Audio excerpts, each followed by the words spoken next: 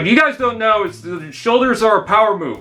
And he stole them from Ultra Magnus! With the Generation 1 based Optimus Prime crawling back time and time again since Siege, even the Galaxy upgrade version is just a G1 Prime in cosplay, I think it was about time to remake the Generation 2 design, or more recognized as the Laser Rod or Laser Optimus Prime. The original 1995 toy was pretty popular, with decent articulation, tons of features, and a light-up feature fed through the arm. It was a top Toy of the Year twice. Of course, with Legacy branching to various territories, it was about time for him to re-emerge. Special thanks to T-Formers 2002 for sending this. In alt mode, Laser Prime transforms into a long-nosed cab, one of the first of its kind predating the movieverse, but for some reason they threw in the flames anyways. I guess as a nod to the Reveal the Shields Deluxe, which was also inspired by the original G2 toy. There was also the Octane repaint, but I don't have that, yet you can see why they used it with this tanker trailer setup. Now, G2 and the 90s had some bright, obnoxious colors ticking off the mean old Principal Prickly,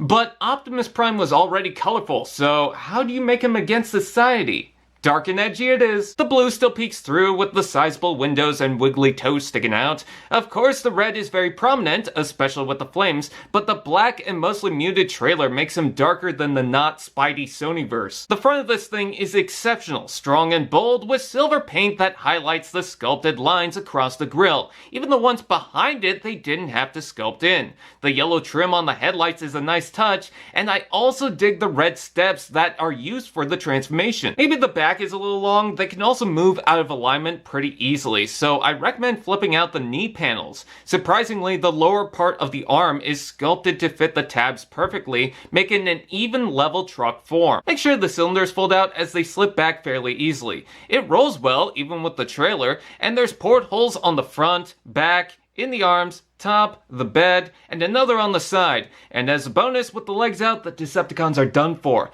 Giant Truck Man! Speaking of fan modes, I like opening up the front. And with multiple portholes underneath, you could pretty much look like he's blown up the road. You can't swap the trailers or get any of the puffer mold to use it. There's enough of a distance between the cab to make those sharp turns. Without the cab, you can flip out this red stand. I love how this looks, but it's more subtle without the toxic yellow artwork on the side. I love the giant length of the oval-shaped tanker. In the center, there's red details running through it, and there's multiple portholes on the front, side, and back, so you can simulate it blowing up because it seems like a big mistake to bring it to a war zone. With the shape and details, it looks durable, very different from the same box we see often. For weapon storage, you can open the thing, fold up the axe, and there's specific tabs for each weapon. And yes, you can still close the entire thing with them inside. But if you want the trailer out of the equation and store them on Optimus, you can plug the sword underneath and the axe between the legs. This does get in the way of the trailer, but maybe this is for a potential repaint without it. Even the gun hidden on top can plug onto the cab. I was thinking the axe could plug in sideways with a similar shape, but that doesn't seem to work. Regardless, this is a fun alt mode, similar to Prime's before it, even outside of G2, but the details are good, the shape is nice, it's just a blast. Robot mode.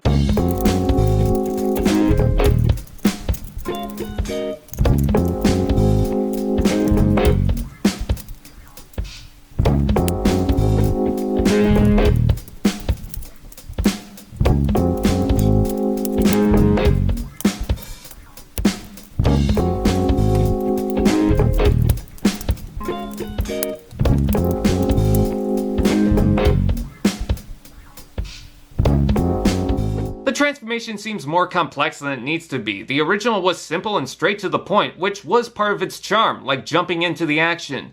This feels like extra steps for the sake of complexity, some of which you have to do in a certain order. It's missing some paint with nothing on the knees, and it's missing the broad Optimus Prime label over the windscreen, though that could be because it's based on the 2006 reissue. Besides that, it's an interesting take, especially since G1 was rinse and repeat. But what really gets me is the shoulders, which sucks considering it's a big, impactful element to his design. I like the shape themselves, but they don't move with the shoulders. The flaps open up, and I guess you can shift them, but it's more of a chore, and shows how skinny his arms are. He does recycle Earthrise Prime for the lower part, so that's a whole lot of leg going on. It's especially weird given the squished torso. It's got the body of Danny DeVito with the limbs of Miss Marvel. There's a lot of desaturated gray, but how else are you supposed to go on the edge? His head is He's a wider shape and he seems pissed off about something. There's a neat trick where the back of the head is painted over clear plastic, but with the 2 notches, if the light goes through, the eyes light up. Mine did split in 2, but that's okay because apparently mine wasn't properly connected to the ball joint. Easy fix. Did someone say articulation? Ball jointed head, shoulders out and in, forward to back, rotation below, elbow bend, ball joint wrist, waist rotation, hips out and in, forward to back, rotation below, knee bend, foot tilt, toes and heels move. He poses fine, he dukes it out with my yellowed Megatron, but there's always something a bit off and it becomes a tad distracting. And with the weapons, it might not help as much as you think. Let's take a look at the accessories. You can fit everything on the trailer base, but the only benefit seems to just be storage. The sword is an iconic part of the original that had a light up feature, thus why it was named Laser Rod to begin with, but the monsters took out the lasers, so it's only lies. It's pretty thin, almost a disappearing act, and there's a porthole on the side, but why is there a tab in the handle? It fits in the hand thanks to the gap, but what an unnecessary thing that gets in the way more than anything. Hey, with the shoulders, it must be a trend. Speaking of unnecessary, the axe exists. It opens up and I don't mind it. It's just not something I recall from the old toy. You could combine it if you want a hilt that looks like it ordered 30 Baconators. Doesn't really flow, and with the weird tab sword handle you have to watch out for, it's better to separate it. But that's not all. Jeez, we're gonna have to do a speed run. You can open up the shoulders for some missile pods. They don't pump out, but I'm more forgiving of this. The turret on the base can pump off as its own gun, with a peg on the back for some reason. No blast ports on the front, so why is there one on top? In addition, if you got long fingernails, you can open the chest and remove the matrix. It's a different shape than most at the moment, and very flat, about the thickness of a few nickels. Thanks to the open slot, he can hold it, or you can tap it to the axe to supercharge it. There's 2 portholes in each foot, 2 in the back of the legs, 1 on the side, 1 on his back, hands, underarms, and for blast effects, there's portholes in the shoulders to turn them into a fireworks show.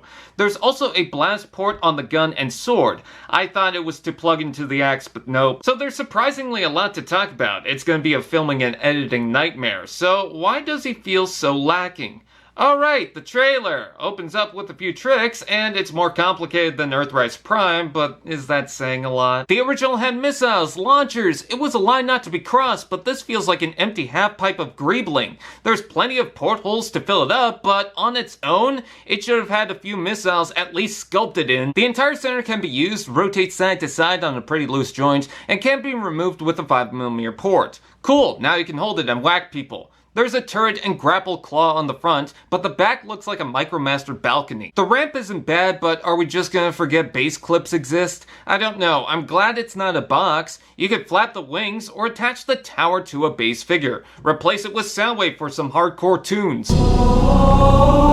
Here's a fan mode I saw on Twitter. It's pretty cool. I think the designers kind of dropped the ball. This isn't bad, but it favors for the sake of complication and articulation and sheds some of the more fun things. The transformation doesn't need to be tedious, and the trailer could use more stuff. Like I said, it isn't bad. I'm glad there's a Prime in modern generations based on the laser design. With better shoulders that can move out of the way and don't hit the weapons, I think this could be better, but it's still a fun toy.